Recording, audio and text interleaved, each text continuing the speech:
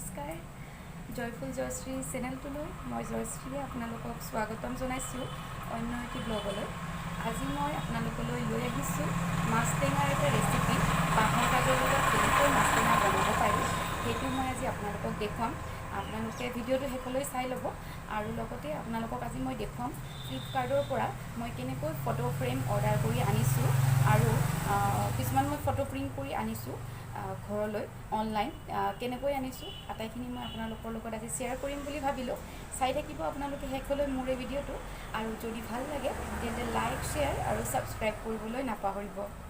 আজি বনাব লৈছোঁ বাঁহৰ গাজৰ সৈতে মাছৰ টেঙা। তাৰ কাৰণে মই এইখিনি লৈছোঁ বাঁহৰ গাজৰ পানী, এইখিনি লৈছোঁ বাঁহৰ গাজা, সৰিয়হ, শুকান জ্বলা, তেজপাত আৰু ইফালে মই মাছ লৈছোঁ। এতিয়া মাছখিনি মই ভালকৈ ফ্ৰাই কৰি ল'ম।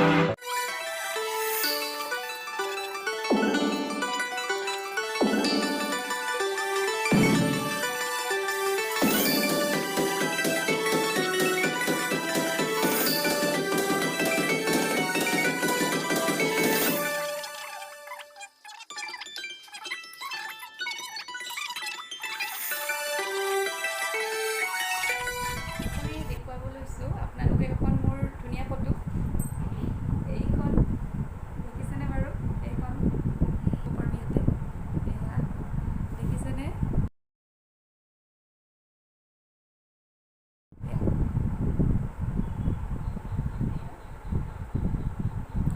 এইখন ফটো মই ফ্লিপকাৰ্টৰ পৰাই অৰ্ডাৰ কৰি আনিছোঁ। চাইজটো ডাঙৰ হয়, আপোনালোকেও আপোনালোকৰ লাইফৰ ফটো ইয়াতে এড কৰিব পাৰে।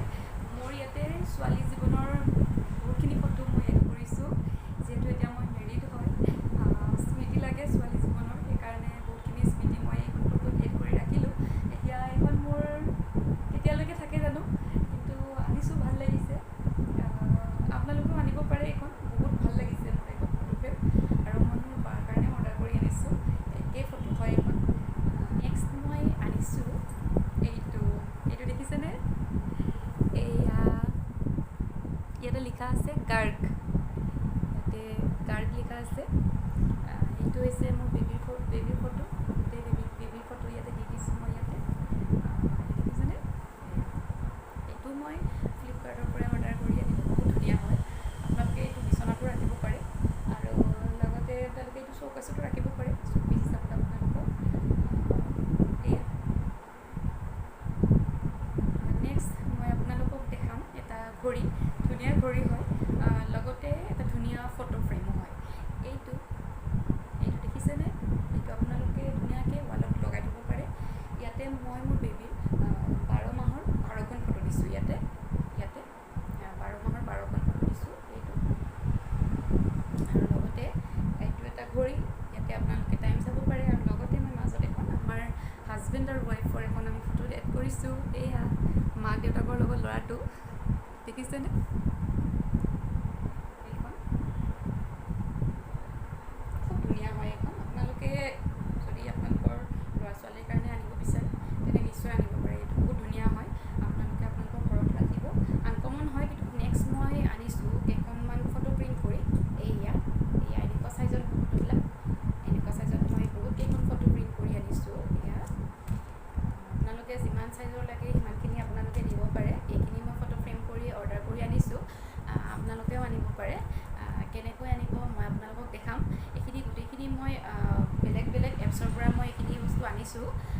গতিকে আপোনালোকে ভিডিঅ'টো চাই থাকিব আৰু লগতে আপোনালোকে ভিডিঅ'টোৰ ডেছক্ৰিপশ্যন বক্সত আপোনালোকে লিংকটো পাই যাব। মই ডেছক্ৰিপশ্যন বক্সত আপোনালোকক লিংকটো দি দিম। আৰু আজিৰ মোৰ এই ব্লগটো চাই বাৰু আপোনালোকে কেনেকুৱা পালে মোক কমেণ্ট কৰিবচোন। যদি ভাল লাগিছে তেন্তে লাইক শ্বেয়াৰ আৰু ছাবস্ক্ৰাইব কৰিবলৈ নাপাহৰিব।